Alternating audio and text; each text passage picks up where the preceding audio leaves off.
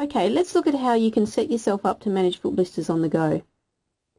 Best case scenario is you start at blister prevention. It really is your best chance of a no fuss and pain-free time, whether you're running a marathon, triathlon, playing basketball, tennis, row gaining, hiking, or whatever it is. Prevention's the key. Failing that, if you're lucky, you'll get a warning called a hotspot, and you can start doing something about it here. If not, you'll be negotiating the slippery slope of blister treatment. But let me warn you, it's complicated. Okay, let's start with prevention. I'm just going to race through these. Moisture wicking socks, they move sweat away from the skin, which reduces friction levels. Double socks, the rubbing goes on between sock layers. Cushioning and insoles, they reduce pressure and absorb shear. Engo patches, they go on the shoe and target high friction areas. And orthotics, if your foot function's responsible for what's going on, these are going to be great. We can do things about our technique and our training regime, and we can also do things with our skin. We can adapt the skin, we can train it to cope with the loads of our activity. Antiperspirants reduce moisture, which reduce friction levels. Powders absorb moisture and act as a dry lubricant. Astringent, well, the jury's out on these. Lubricants definitely reduce friction, but with a couple of downsides. And tapes and dressings, some of these work better than others, and I've written a ton about each of these on my website. So go there and have a read, and pick up the advanced guide to blister prevention while you're there, because I've laid out all the research around each of these strategies, so you can get really informed about what you're doing. Do this preventive step right, and it's happy days for you. If you neglect prevention or you're unsuccessful with it, you might still get lucky and avoid a blister.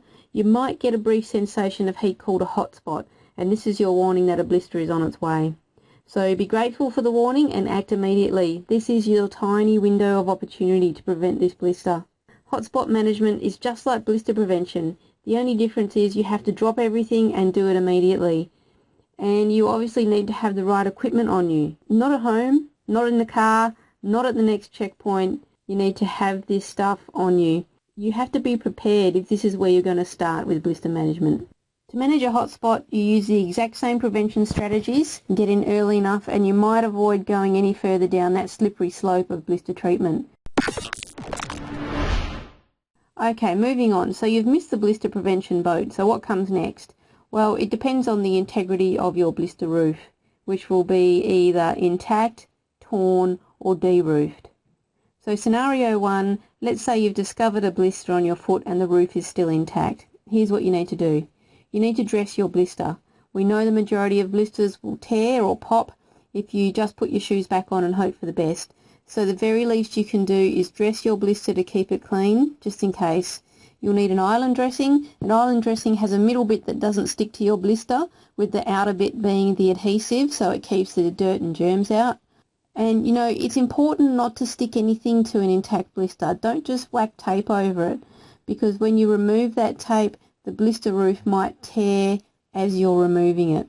You need to check it regularly to see if the roof has become torn, because if this happens, you need to do extra stuff to make sure it doesn't become infected. You need to reduce pressure. Nothing hurts more than walking on a nasty blister under the ball of your foot. You need to get the pressure off it. Now when you get home, you can leave your shoes off, walk a bit funny to take the weight off it, or keep off your feet as much as you can. But while you're out and about, you just can't do this. So there are two ways to reduce pressure. You can cushion it with cushioned insoles or silicone gel covers, or even better than that, you can use pressure deflection in the form of felt donut pads. And you also need to reduce friction. Now this is the most overlooked part of blister treatment. Without cutting friction levels, the shear that is causing the blister continues at that blister base as it's trying to heal, and that delays healing and it makes your blister hurt more than it needs to. To reduce friction, you need to make it more slippery. How do you do that? Well, there's really only two ways that will make a difference once you've got a blister. The first one is lubricants, the really greasy ones like Vaseline or Body Glide, and the second one is Engo blister patches, those blue patches that go on your shoe rather than your skin. Now for the next blister scenario, and that is a torn blister roof. Your aim is to keep the roof in place even though it's torn. Here's what you need to do. You need to apply antiseptic like betadine, because your blister is open now and we need to make sure it doesn't get infected. You need to dress your blister just like before, so it's even more important now not to stick anything to the blister roof because it's going to rip off completely while you remove the dressing. So an island dressing again is what you'll need.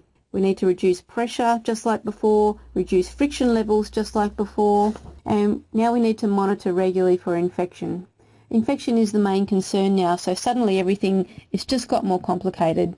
To prevent infection, you need to disinfect your hands, use a sterile dressing, monitor regularly for infection, and of course, if in doubt, seek medical advice. What are the signs of infection? Pus, increased pain, swelling, redness and warmth, and if you see red streaks extending from your blister, that's a medical emergency. It's a sign you've got spreading infection. Scenario 3 is a DEROOFED blister, where the top of the blister has rubbed right off, leaving a red raw sore. Here's what you need to do. Apply antiseptic like betadine, just the same as before. You need to dress your blister, but with a different dressing now. We'll talk about that in a minute. We need to reduce pressure and friction the same as before, and we need to monitor regularly for infection. So, what dressing do we need?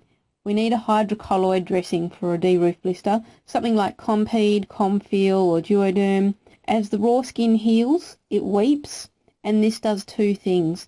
It prevents the dressing from sticking to the raw skin and disrupting that valuable healed tissue, and it combines with a hydrocolloid to provide a nice gooey environment that you might think is gross, but it's actually the best environment for quick healing. Hydrocolloids work best if they're on for up to a few days at a time, though it'll depend on how weepy it is. So that's it. Now here's something I hope you've noticed. If you get a blister, you still have to use the best of those preventative strategies. Plus you've got all the extra stuff of antiseptic, dressings, monitoring, etc. Not to mention the pain and the downtime for it to heal. Imagine if you just got prevention right in the first place. Life would have been so much easier. Blister treatment is complicated. Prevention is so much easier. It saves time and effort and it's pain-free. So to find a solution that suits you and your lifestyle, head over to the Blister Prevention website, blisterprevention.com.au.